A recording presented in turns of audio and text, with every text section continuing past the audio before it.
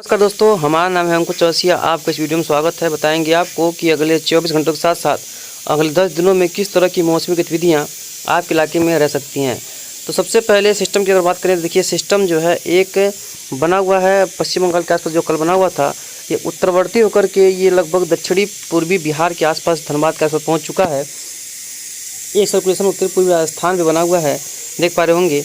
और इसका प्रभाव ज़्यादा दिखाई पड़ रहा है, इसका प्रभाव जबकि कम दिखाई पड़ रहा है, लेकिन ऐसा नहीं है। और इसमें आगे हवाओं की रफ्तार देखिए तो इस तरह से लग रहा है 60-65 किलोमीटर की प्रति घंटे की रफ्तार से हवाएँ हैं। तो ये तो लो प्रेशर एरिया नहीं है, ये हमको लग रहा है कि डिप्रेशन की कैटेगरी में जा चुका है। डिप्रेशन कैटेगरी में जाने की इसकी संभावना दिखाई पड़ रही है। हालांकि अभी मौसम विभाग ने इसे अपडेट नहीं किया, उन्होंने ये नहीं बताया है कि ये डिप्रेशन कैटेगरी में गया है, लेकिन ऐसा देखने में प्रतीत हो रहा है कि डिप्रेशन की कैटेगरी को हासिल कर चुका है, क्योंकि आपको इसमें साफ इसका केंद्र भी नज़र आ रहा होगा। तो इस तरह की देखिए कल दिखाई पड़ रहा है कि इधर दक्षिणी बिहार के आसपास रहेगा। कहाँ पर रहेगा? ये रहेगा दक्षिणी बिहार के, आप मान के चलिए कि लगभग सेंट्रल पार्ट्स के आसपास रहने की संभावना है बिहार के कई भागों में, ठीक है। क्योंकि आज जो है ये यहाँ पर है और कल जो है इस हवाओं की रफ्तार देखिए, आप देख पाएंगे तराई की बेल्ट में हवा की रफ्तार देखिए 70 किलोमीटर प्रति घंटे की रफ्तार से है। तो ये लो प्रेशर एरिया नहीं है, ऐसा लग रहा है। बीच के सामने देखेंगे तो ये दिखा रहा है कि नीचे की तरफ सरकेगा, यानी कि बिहार से नीचे की तरफ आएगा। और 21 के आसपास देखेंगे तो ये प्रयागराज और कह सकते हैं कि वाराणसी के आसपास ये सिस्टम रहने की संभावना है। और यानी कल से जो है ये अब आगे बढ़ेगा। हालांकि ये आगे नहीं बढ़ रहा था। उसके बाद ये वेस्टर्न पार्ट्स आप उत्तर प्रदेश की ओर बढ़ेगा और 22 तारीख के आसपास देखेंगे तो ये उत्तर प्रदेश के ट्रफ में विलीन हो जाएगा।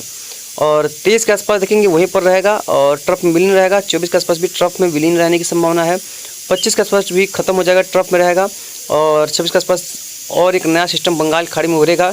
देखिए ये है लो प्रेशर एरिया। देखिए ये 27 के आसपास लो प्रेशर एरिया स्ट्रॉन्ग होगा और उड़ीसा के काफ़ी निचले स्तर पर बनेगा। देख पा रहे हैं कहाँ पर बनने की संभावना है इसके। और 30 के आसपास ये उत्तरवर्ती होगा, 21 के आसपास और उत्तरवर्ती होगा और ये फिर राजस्थान की तरफ पहुँचेगा। और 3 तारीख के आसपास जो ट्रफ है वो एकदम से ऊपर की तरफ चली जाएगी, ऐसा लग रहा है। लेकिन ऐसा होगा नहीं, क्योंकि इसमें लगभग अगले 5 दिनों के बाद में ट्रैक्स हो या कुछ भी हो उसमें बदलाव आते रहते हैं। तो इस तरह की गतिविधियाँ देखने को मिल सकती हैं। बदलाव आने की संभावना बहुत अच्छे से रहेगी और कई इलाकों में वर्षा गतिविधियाँ भी दर्ज किए जाने की काफ़ी प्रबल संभावनाएँ हैं। लेकिन ये तो कह सकते हैं कि भाई साहब ये सिस्टम काफ़ी स्ट्रॉन्ग हो चुका है और काफ़ी जो है अपना अस्तित्व में दिखाई पड़ रहा है। इसकी वजह से कई इलाकों में मूसलाधार बारिश की भी संभावना यहाँ पर नज़र आ रही है। और ख़ासतौर पे पश्चिम बंगाल वगैरह में तो काफ़ी वर्षा हो रही है। कई इलाके में, झारखंड में भी कई इलाकों में काफ़ी ज़्यादा वर्षा हो रही है। इसका प्रभाव सबसे ज़्यादा उड़ीसा और झारखंड में पड़ रहा है, और जहाँ पर पश्चिम बंगाल के भी कई क्षेत्रों में इसका काफ़ी प्रभाव पड़ रहा है। आगे देखते हैं इसका प्रभाव कहाँ पर पड़ता है। उत्तरी बिहार में पड़ता है कि नहीं पड़ता है, उत्तर प्रदेश के उत्तरी भागों में पड़ता है कि नहीं पड़ता है। लेकिन इसके दक्षिणी भाग, जैसे कि बिहार दक्षिणी भाग, झारखंड, पूर्वी मध्य प्रदेश, दक्षिणी उत्तर प्रदेश, यहाँ पर तो इसका प्रभाव काफ़ी रहेगा और काफ़ी ठीक ठाक बारिश होने की संभावना रहेगी। मूसलाधार भीषण बारिश की संभावना रहेगी। कहीं कहीं पर जल भराव हो सकता है। झारखंड में तो बहुत ज़्यादा वर्षा हो रही है, लोग वहाँ पर तंग आ चुके हैं, क्योंकि लगभग रोज़ 100 मिलीमीटर की वर्षा हो रही है और सिस्टम वहीं पर अटका हुआ है।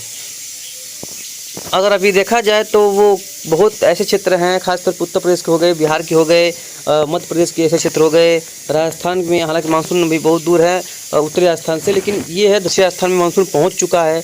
तो जहां पर मानसून पहुंच चुका है वहां पर, और कुछ छत्तीसगढ़ के भी कुछ ऐसे इलाके हैं जहाँ पर पर्याप्त बारिश नहीं हुई है, यानी कि जिस तरह की वर्षा चाहिए उस तरह की नहीं हुई है।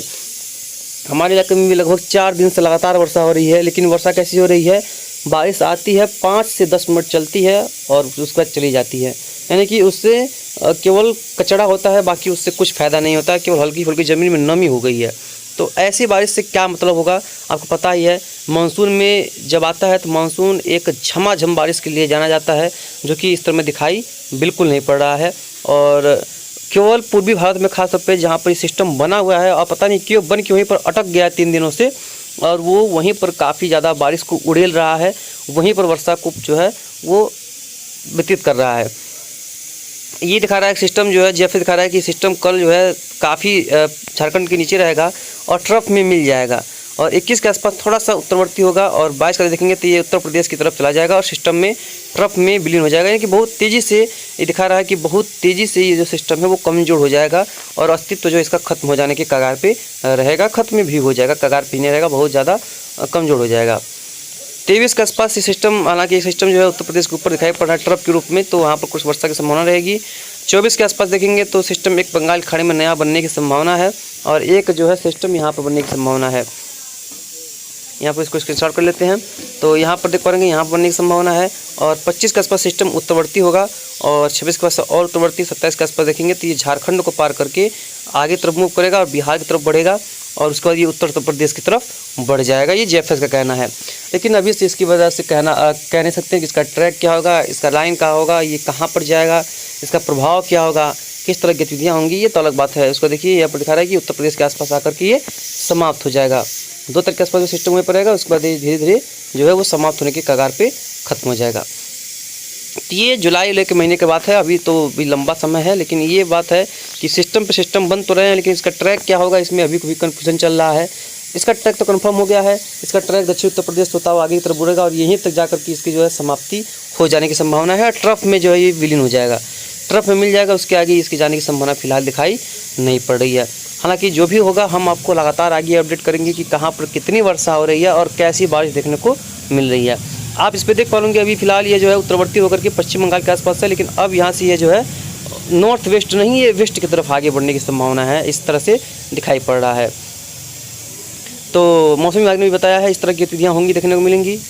ये देखिए बादलों के अगर समूह देखा जाए तो देखिए जैसा हमने आपको बताया ये जो पूर्वी राजस्थान पर सर्कुलेशन बना हुआ है इसका प्रभाव कहीं ज़्यादा है और काफ़ी स्ट्रॉन्ग क्लाउड्स यहाँ पर बन रहे हैं। और देखिए यहाँ पर इसका कोई प्रभाव ही नहीं है, बहुत कम प्रभाव है, लेकिन केवल 1-2 राज्यों पर सीमित है। देखिए आपको दिखा रहे हैं ये राजस्थान का जो कोटा संभाग के आसपास क्षेत्र है, देखिए यहाँ पर एक विशाल काय बादलों का झुंड बन रहा है। ये काफ़ी मूसलाधार वर्षा लेकर के आएगा यहाँ पर, जैसे कि इसमें देखिए मनासा हो गया, चित्तौड़गढ़ हो गया, सिंगरौली हो गया, झालावाड़ सिटी के आसपास के क्षेत्रों में ये काफ़ी प्रभाव डालेगा।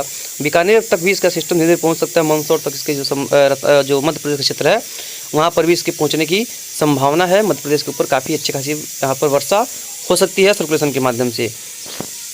और मौसम विभाग ने बताया कि कल यहाँ पर उत्तर प्रदेश का पूर्वी भाग और बिहार पूरी तरह से साफ और शुष्क रहेंगे, तो देखते हैं क्या होता है। और हालांकि वैसे भी देखिए क्लाउड वगैरह बन नहीं रहे हैं और इस सिस्टम का देखिए कहाँ प्रभाव है। सिस्टम देखिए है यहाँ पर है ये यहाँ पर, ऐसा देखिए सिस्टम का प्रभाव कहाँ पर दिखाई पड़ रहा है। तो जब ये यहाँ पर आएगा तो यहाँ से इसका प्रभाव यहाँ पर दिखाई पड़ेगा और मध्य प्रदेश वगैरह में काफ़ी अच्छी वर्षा देखने को मिल सकती है, इस तरह की प्रोबेबिलिटी दिखाई पड़ रही है। और महाराष्ट्र वगैरह में देखेंगे, गुजरात सौराष्ट्र के क्षेत्र में देखेंगे तो यहाँ पर मुंबई वगैरह में काफ़ी वर्षा हो रही है और काफ़ी वर्षा रात में हुई भी है। तो एक अच्छा खासा वैल्यूबल रेनफॉल की एक्टिविटी जो है वो देखने को कई इलाकों में मिल रही है। और हमारे यहाँ पर लग रहा है मानसून सूखी सूखा ही आएगा, वर्षा फिलहाल बहुत कम हो रही है और हो सकता है कि आज मानसून की घोषणा हो जाए। हालांकि कोई बादल कोई खास अच्छा नज़र आ नहीं रहे हैं, तो मानसून की घोषणा हम कैसे कर सकते हैं कि हो ही जाएगा, लेकिन देखते हैं क्या होता है। लेकिन ये है कि आज हल्की वर्षा कहीं कहीं पर देखने को हमारे यहाँ पर मिली है और 2-4 मिनट 5 मिनट की वर्षा यहाँ पर देखने को मिली है। तो जो भी होगा हम आपको लगातार आगे अपडेट कर देंगे कहाँ पर किस तरह की वर्षा देखने को मिलेगी। धन्यवाद।